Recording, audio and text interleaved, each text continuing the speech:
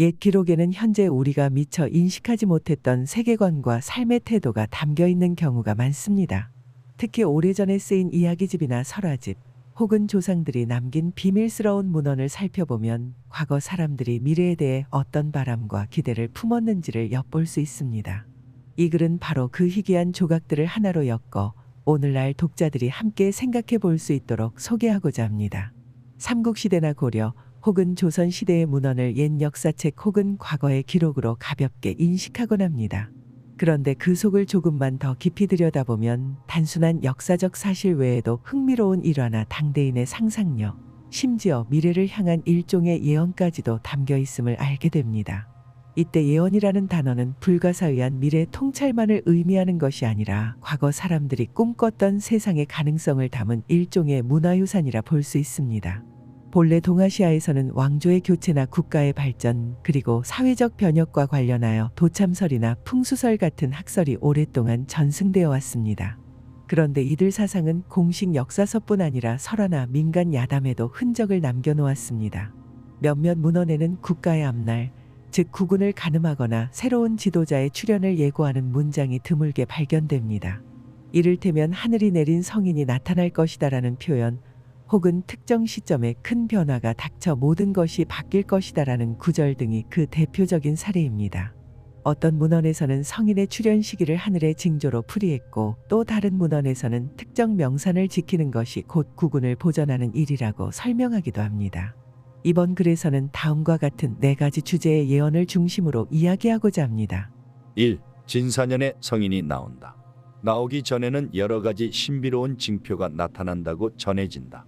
2. 백두산은 하늘이 내려준 땅이니 반드시 지켜야 한다.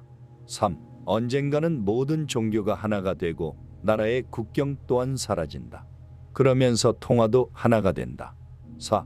2000년대에 큰 전환점이 오는데 이 시기에는 모든 것이 뒤바뀔 수 있다.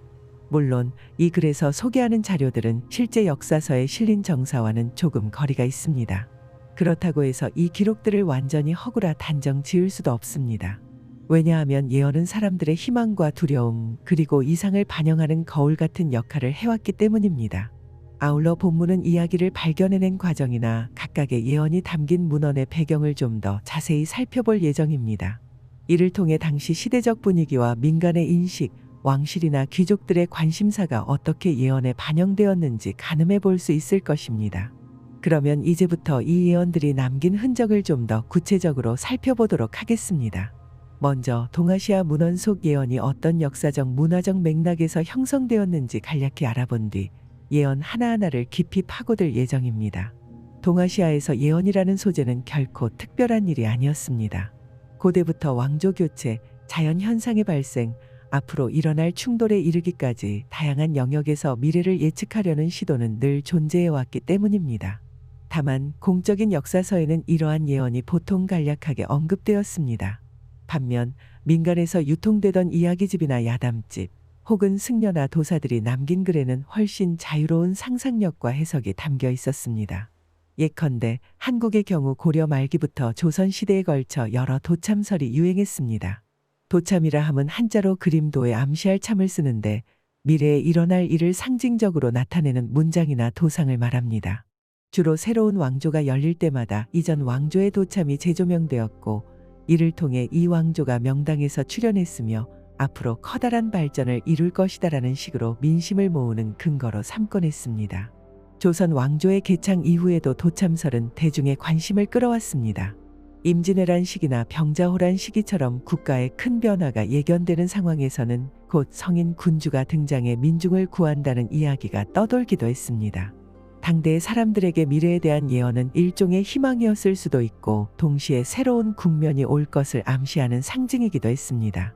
이러한 맥락에서 진사년에 성인이 나온다는 식의 구체적인 예언이 여러 문헌에 구비로 남아 있었던 것은 어쩌면 자연스러운 일이었을지 모릅니다. 일본의 경우에도 곤자쿠 이야기집이나 우지슈이 이야기집 같은 옛 설화집에는 신불로부터 받은 계시나 향후 세상의 변화에 대한 단편적 암시가 등장합니다. 이런 이야기들은 불교적 윤회 사상과 습합되면서 다가올 세상에는 모두가 해탈에 이를 기회가 온다거나 신불의 가피로 전쟁이 종식될 것 같은 희망 섞인 전망을 담기도 했습니다. 결과적으로 한국과 일본 양국 모두 옛 문헌 속에서 예언은 종종 발견되는 주제였습니다. 다만 이 예언들이 오늘날까지 전해져 오는 방식에는 차이가 있습니다. 정통 사서보다는 야담집이나 설화 혹은 사찰 신사의 기록을 통해 구전되거나 문헌화된 경우가 많기에 내용이 다소 파편화되어 있기도 합니다. 이 글에서 다룰 4가지 예언, 성인의 출현 시점, 백두산의 중요성, 종교 국경 통화의 통합, 그리고 2000년대 대전환 역시 그렇게 세분화된 자료들을 모아 재구성한 것입니다. 첫 번째 예언, 진사년에 성인이 나온다. 진사년이란 무엇인가? 먼저 진사년이라는 표현 자체가 주는 함의를 이해할 필요가 있습니다. 동아시아 전통에서 연도 표기는 10간과 12지의 조합으로 이루어지는데 이를 가리켜 간지라고 합니다. 하나의 완전한 주기가 60년이지만 여기서 진과 사라는 지지가 연달아 붙은 해를 일컬어 예언에 끌어다 쓰는 경우가 있습니다. 그런데 이 진사년이라는 말이 실제로는 진년과 사년이 연속되는 2년에 걸쳐서 특정 사건이 일어난다는 식으로 해석되기도 합니다. 어떤 문헌에서는 진년에 어떤 이상 징후가 관측되고 그 다음 해인 사년에 성인이 등장한다고 기술하기도 했습니다. 그만큼 기록마다 표현이 조금씩 다르긴 하지만 대체로 예언을 읽는 이들은 진사년 언저리에 성스러운 인물이 나타날 것이라는 뉘앙스로 받아들여 왔습니다. 출현을 예고하는 징표들. 다음으로 옛 기록에서 묘사하는 성인의 출현 징표를 살펴보겠습니다. 요약하자면 대체로 다음과 같은 사례들이 자주 거론됩니다. 1. 하늘에 특이한 별이 나타난다. 고대 사회에서 별자리는 미래를 점치는 지표로 여겨졌습니다. 어느 범위에서 밝은 별이 출현하거나 혜성이 지나가면 누군가가 등장할 징조로 본 사례가 많습니다. 2. 계절이 어긋난 현상이 있다. 비가 내릴 시기에 가뭄이 이어지거나 추운 계절에 따뜻한 바람이 불어온다든지 하는 기상 이변을 하늘의 메시지로 해석했습니다. 3. 백성들의 마음이 혼란스러운 시기, 사회가 복잡해지고 혼란스러운 때에 이를 구원할 인물이 나타난다. 이는 성인 출현에 대한 사람들의 기대감을 대변하는 부분이기도 합니다. 4. 불가사의한 탄생설화, 왕족이나 영웅담. 성인으로 묘사되는 이의 출생 과정이 특별한 징후와 함께 언급되기도 합니다. 이런 요소들은 당시 사람들에게는 상당히 설득력 있게 다가갔을 것입니다. 왜냐하면 농경 사회에서 가뭄, 홍수, 한파 등은 국민 생활 전반에 큰 영향을 미쳤고 별자리나 자연현상을 통해 어떤 상징적 의미를 부여하는 전통이 오랫동안 유지되었기 때문입니다. 진사년에 성인이 나온다는 말이 과거 어느 시점부터 존재했는지는 정확히 알기 어렵습니다. 일부 학자들은 조선 중기 야담집에 유사한 표현이 등장한다고 보고 임진왜란 이후 혼란스러운 시기에 민중이 새로운 구원자를 바라는 심리를 반영한 것이라고 추정하기도 합니다. 역사적 맥락을 보면 대규모 전쟁이나 왕조 교체 혹은 국가 운영에 난관이 올 때마다 곧 출현할 성인이 우리를 구원할 것이라는 소문이 떠돌았다는 기록이 있습니다. 민중 입장에서는 이런 예언이 곧 희망이었으며 국운이 나아질 수 있다는 기대를 담은 상징이었을 겁니다. 물론 모든 사람이 이를 곧이곧대로 믿은 것은 아닙니다. 일부 유학자들은 도참설이나 미신을 불신하며 성인은 본인이 노력하여 돌을 닦는 데서 나오지 별자리나 날씨가 결정하지 않는다고 주장하기도 했습니다. 그럼에도 불구하고 대중들은 가시적인 징조를 통해 미래가 바뀔 가능성을 기대하는 예언에 호응했을 것입니다. 이렇게 첫 번째 예언에 대해 알아보았습니다. 이어지는 두 번째 예언은 조금 다른 결의 내용을 담고 있습니다. 그것은 바로 백두산은 하늘이 내린 땅이니 반드시 지켜야 한다는 구절입니다. 이 부분은 한민족의 역사적 문화적 정체성과 밀접한 관련이 있어 여러 문헌에서도 각별히 강조되어 왔습니다. 두 번째 예언, 백두산은 하늘이 내린 땅 반드시 지켜야 한다. 백두산의 전통적 상징성. 백두산은 한민족의 시원을 상징하는 산으로 잘 알려져 있습니다. 단군 신화에서 환웅이 신시를 열고 곰과 호랑이 이야기가 전개되는 배경으로 언급된 것이 바로 백두산 일대입니다. 그래서 이후로도 백두산은 하늘이 점지한 거룩한 땅이자 국운을 상징하는 중심지로 인식되었습니다. 단지 신화 차원을 넘어 백두산은 지리적으로도 매우 중요한 위치를 차지합니다. 민족의 혈맥이 시작되는 장대한 산이자 풍수지리적으로는 조종산이라고 불리며 한반도의 지맥이 뻗어 내려오는 근원으로 여겨집니다. 조선 왕조 때는 국가 차원에서 백두산을 신성시했으며 국경 확정 시기에 정계비를 세워 이 지역을 나라의 중요한 경계로 삼았습니다. 백두산은 하늘이 내린 땅이니 반드시 지켜야 한다는 식의 문장은 여러 야담집이나 민간 전설 속에서 찾아볼 수 있습니다. 가령 한 이야기집에는 다음과 같은 맥락의 서술이 존재합니다. 백두산이 무너진다면 그것은 국가의 앞날도 박지 못하다는 신호이다. 백두산에서 솟아오른 기운이 곧 한반도 전역을 적시니 산을 보존하는 것은 국군을 보호하는 일과 같다. 외부의 세력이 백두산을 넘보거나 산의 기운이 훼손될 때 큰 난관이 닥칠 수 있다. 이런 내용은 다른 문헌에도 변주되어 등장합니다. 예를 들어 산 정상의 호수가 말라버리면 큰 환란이 일어날 것 같은 문구도 마찬가지 맥락으로 해석할 수 있습니다. 정근대인들에게 산은 단순한 자연경관을 넘어 신성하고 영험한 존재였으므로 그 산의 운명이 곧 국가 전체의 운명과 맞닿아 있다고 생각했던 것입니다. 예언 속에서는 반드시 지켜야 한다는 당위가 강조됩니다. 여기서 지킴이란 것은 여러 차원으로 해석이 가능합니다. 물리적 차원에서 외부 세력이 백두산 일대를 점유하거나 침탈하지 못하도록 주권을 수호해야 한다는 의미, 정신적 차원에서 백두산이 상징하는 민족의 혼과 전통을 보존하고 계승해야 한다는 의미, 환경질거 차원에서 산림과 호수 그리고 주변 생태계가 훼손되지 않도록 보호해야 한다는 현대적 해석도 가능. 오늘날에도 백두산은 그 위엄과 아름다움으로 많은 사람들의 사랑을 받으며 우리 민족뿐 아니라 주변 국가의 국민들에게도 특별한 곳으로 인식됩니다. 다음 장에서는 모든 종교가 하나가 되고 나라의 국경이 사라진다.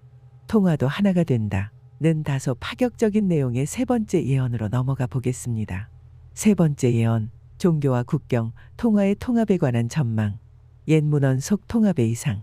언젠가는 모든 종교가 하나가 되고 나라의 국경이 사라지며 결국 통화도 통합된다. 는 구절은 매우 급진적이면서도 흥미로운 상상을 담고 있습니다. 이를 접하면 현대인이 떠올리는 개념은 아마도 세계화일 것입니다. 그런데 전근대 시절의 사람들에게도 이러한 사고가 전혀 낯설기만 했던 것은 아닙니다. 유교, 불교, 도교가 본질적으로 하나의 도리에 귀결된다고 보았던 종교 융합 사상도 있었고 이상향으로서 큰 세상을 말했던 기록도 존재합니다. 특히 불교에는 모든 중생이 결국 한 마음으로 연결되어 있다는 교리가 깔려 있으니 민간 설화나 승려들의 전언에서 모든 종교가 하나가 된다는 메시지가 변주되어 전해졌을 가능성이 있습니다. 또한 국제무역이 활발해졌던 시기에 해외 사절들이 왕래하거나 여러 사상이 교류되면서 국경이 사라지는 세상을 막연히 예견하는 목소리가 나오기도 했습니다. 또한 여러 종교가 본질적으로 동일한 참된 도리를 추구한다는 주장은 옛날부터 있었지만 실제로 제도적 교리적으로 완전히 하나가 되기는 쉽지 않았습니다. 그럼에도 불구하고 사람들은 진정한 깨달음의 경지에서는 모든 종교가 다르지 않다는 생각을 품기도 했습니다. 종교와 국경, 통화가 하나로 통합된다는 예언은 그만큼 이상주의적이며 아직 인류가 완전히 이루지 못한 목표처럼 보이기도 합니다. 그러나 이 예언이 중요한 이유는 사람들이 결국 평화롭고 단일한 세계가 오길 바란다는 희망을 담고 있다는 점입니다. 이를 통해 우리는 옛 전승이 제시하는 미래상이 단순히 신비로운 망상만은 아니었다는 것을 느낄 수 있습니다. 이로써 세 번째 예언까지 살펴보았습니다. 이제는 많은 분들이 가장 흥미로워하실 네 번째 예언, 즉 2000년대에 큰 전환점이 온다. 모든 것이 뒤바뀐다라는 이야기를 다루어 보겠습니다. 네 번째 예언, 2000년대 대전환, 모든 것의 급변. 옛 기록 중에는 연도를 명확히 특정하지 않고 다소 상징적인 수치나 시기를 언급하는 예언들이 있습니다. 그런데 그 중에는 2000년이 지난 시점에 세상이 뒤바뀐다는 내용이 포착되어 눈길을 끕니다. 이 부분은 서양권의 예언과도 흥미롭게 맞닿아 있어 서양 동양이 각각 자기 문명권에서 새 천년을 주목했음을 짐작하게 합니다. 정근대 시기 사람들에게 2000년대라는 말은 구체적으로 체감되는 연도라기보다 미래의 어느 시점을 상징적으로 가리키는 표현이었을 가능성이 높습니다. 예언 속에서는 큰 별이 떨어진다거나 하늘과 땅이 함께 열린다는 은유를 동반하는 경우도 있는데 이는 과거와 전혀 다른 세상을 예고하는 스토리텔링 기법이라 볼 수 있습니다. 우리는 20세기가 막바지에 접어들면서 컴퓨터와 인터넷의 발전이 폭발적으로 가속화되는 모습을 보았습니다. 2000년대 초반에는 휴대전화가 대중화되어 언제 어디서나 연결되는 커뮤니케이션 환경이 열렸고 이후 스마트폰 시대가 도래하면서 사람들의 생활 방식이 이전과 비교할 수 없을 정도로 달라졌습니다. 자본과 정보가 국경을 자유롭게 오가며 새로운 비즈니스 모델이 속속 등장했고 가상 세계가 현실 세계만큼이나 중요한 영역으로 부상했습니다. 이렇게 보면 옛 예언에서 말한 모든 것이 뒤바뀌는 날이란 표현은 인터넷이나 디지털 혁명 그리고 글로벌 의식의 성장 같은 흐름과 묘하게 맞아 떨어지는 면이 없지 않습니다. 예언이라는 것은 해석의 여지를 넓게 남겨두는 특성이 있기에 사후적으로 보아 들어맞았다고 느껴지는 부분만을 부각시킬 수도 있기 때문입니다. 그러나 분명한 것은 2000년대를 기점으로 인류의 생활 양식이 거대한 전환을 맞이했다는 사실입니다. 이제 4가지 주요 예언에 대한 이야기를 살펴보았습니다. 그렇다면 이 예언들을 둘러싼 다양한 시선과 해석은 어떠할까요? 예언을 다루면서 빠질 수 없는 주제 중 하나가 바로 신빙성입니다. 예언은 비유와 상징에 의존하는 경우가 많아 그 문구를 정확히 해석하기가 어렵습니다. 역사학자들 중 일부는 예언의 기원을 엄격히 추적하기보다는 이 예언이 어떤 시대와 맥락에서 널리 퍼졌는가에 주목합니다. 예컨대 진사년에 성인이 나온다는 이야기가 특정 시점에 널리 회자되었다면 그것이 곧 민중이 처한 상황과 기대를 반영한 것이지요. 따라서 예언이 단순히 미래를 맞추느냐 못 맞추느냐의 문제로만 귀결되지 않고 역사상의 중요한 심리적 문화적 지표가 되는 것입니다. 한국이나 일본에서는 민간신앙이 오랫동안 자리를 잡아왔습니다. 무속신앙이나 신사신앙 등은 때로는 예언을 통해 사람들에게 삶의 지표를 제시해주기도 했습니다. 예컨대 무당이 구슬하며 전하는 말 속에 미래에 대한 간접적인 암시가 들어가기도 했고 신사의 신탁에서 앞으로 어떠한 세상이 열릴 것이라는 메시지가 전해지기도 합니다. 이런 과정에서 본래의 예언과 무관한 이야기들이 부과될 수도 있고 기존 예언이 무속적 종교적으로 재해석될 수도 있습니다. 그래서 한 예언이 지역마다 시대마다 조금씩 다른 형태로 구전되는 경우도 허다합니다. 한편 이처럼 예언이 변형되고 확장되는 것은 그만큼 예언이 사람들의 삶 속에 깊이 파고들어 영향을 미쳤다는 증거이기도 합니다. 이제 우리는 예언의 본질을 조금 더 깊이 들여다볼 단계에 왔습니다. 예언이 단지 옛날 사람들의 허망한 소원이 아니라 그 시대의 국운과 사회 흐름이 한데 어우러져 형성된 하나의 상징 체계라는 사실이 더욱 선명해집니다. 예언은 대개 구체적인 미래를 맞추겠다는 의도로 쓰이기보다 이러이러한 미래가 올 수도 있다는 가능성을 제시하는 문화적 장치로 작동합니다. 특히 전통사회에서 예언은 극도로 폐쇄된 상황에서 사람들이 희망을 찾는 통로이기도 했습니다. 역경을 헤쳐나가기 위한 의지를 다지거나 새로운 변화를 간절히 기대하면서 예언 속 메시지를 되새겼던 것이지요. 이를테면 진사년에 성인이 등장한다는 예언이 널리 퍼진 상황에서 사람들은 그 성인이 누가 될 것인지 궁금해하며 스스로 더 나은 삶을 준비하려는 동력을 얻었을 수 있습니다. 예언은 그 자체로도 흥미로운 이야기이지만 개인과 사회가 변화에 대비하도록 독려하는 심리적 자극제 역할을 했다고 볼 수도 있습니다. 백두산을 지키라는 예언이나 모두가 하나로 연결된 미래를 그리는 예언은 개인적 차원을 넘어 공동체 전체의 지향점을 보여줍니다. 한 집단이 공유하는 가치는 때로는 법과 제도로 공식화되기도 하지만 예언 같은 문화적 산물로 은유적으로 표현되기도 합니다. 예언을 통해 우리 모두가 함께 만들어갈 미래를 그리게 되면 집단은 결속을 다지고 상호 협조 체계를 강화합니다. 그래서 민족과 국운에 대한 이야기가 예언과 손잡을 때 그것이 주는 결속력은 상당합니다.